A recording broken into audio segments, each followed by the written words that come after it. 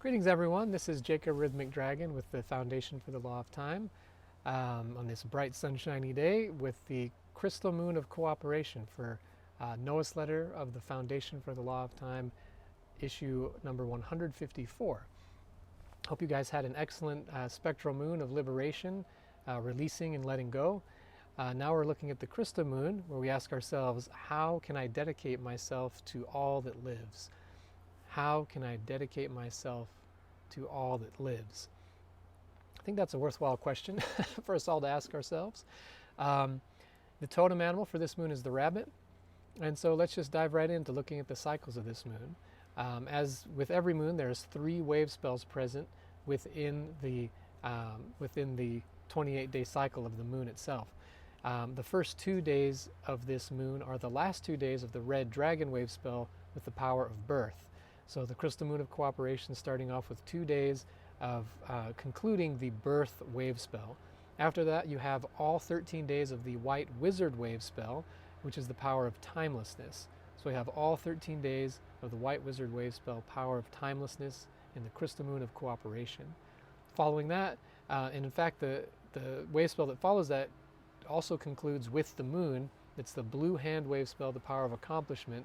We have all 13 days of it with the 13th day of the wave spell on the 28th day of the moon. And that happens to also be a galactic activation portal, the blue cosmic storm. That day is also referred to as like the most saturated kin, because the blue storm is coded with the number 19, which is the highest point in the 0 to 19 code, which numbers the 20 solar seals. And of course, the cosmic tone is the 13th tone, which of 13. So, you know, it's the highest number in both the cycle of 13 and also in the count of 0 to 19. So that's going to also conclude our crystal moon. So that should be a pretty interesting end to the moon, I guess. And we also have 2 other galactic activation portals this moon. There's Kin 20, yellow resonant sun on crystal moon Celi 9, and that's going to be June 7th Gregorian. That's the yellow resonant sun. And 2 days later, there's the white solar wind. That's also a galactic activation portal. That's Kin 22 on crystal moon day 11, June 9th.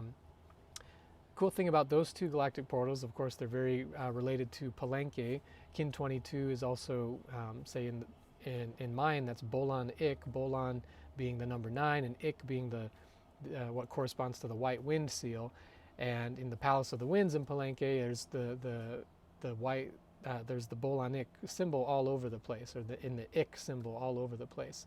So that's how that associates with Palenque. But also Kin 20, yellow resonant sun, is a Pakal Votan clear sign. So that also has, that's also connected to Palenque, of course, because that's on the outer edge of the sarcophagus lid of Pakal Votan. In fact, there are 2 other Pakal Votan clear signs in this moon. These 2 seals are also along the outer edge of the sarcophagus lid. That's Kin 26, white cosmic world bridger, and Kin 30, white self-existing dog. That's going to be crystal moon Dali 15 and Alpha 19. That's June 13th and 17th Gregorian. And those 2 kin kind of introduce an interesting thing I'll share with you about the law of time. There's a principle called the cosmic self-existing principle, and it's illustrated pretty well between these 2 kin, being that, and actually every kin where you have a cosmic kin, 4 days later you're going to have a self-existing kin. And what establishes this cosmic self-existing principle is that the cosmic kin is guided by the same solar seal that will be the self-existing kin following it, and the self-existing kin is guided by the cosmic kin following it. So to clarify, white cosmic world bridger is guided by white dog, and then white self-existing dog is guided by white world bridger.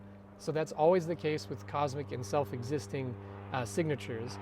And as usual with the 13-moon calendar, when you find patterns like this that are consistent, it seems to point to us, you know, it seems to just shine some spotlight on that.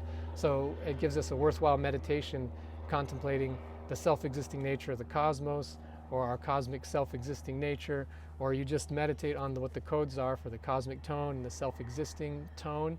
Cosmic tone being presence, enduring, and transcending, and the self-existing tone being defining, form, and measure.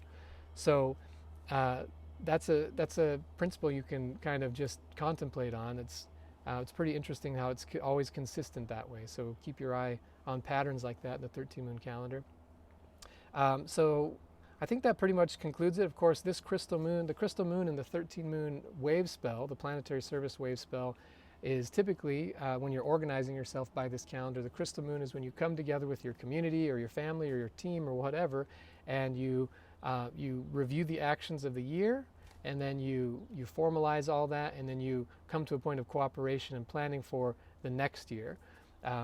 And then where the cosmic moon, of course, becomes the focus is planning for the day out of time or what you're going to do like as an event or just privately within your family or your team or community. So I wish you guys all the best for this crystal moon of cooperation, and I'll see you in the cosmic moon. Bye.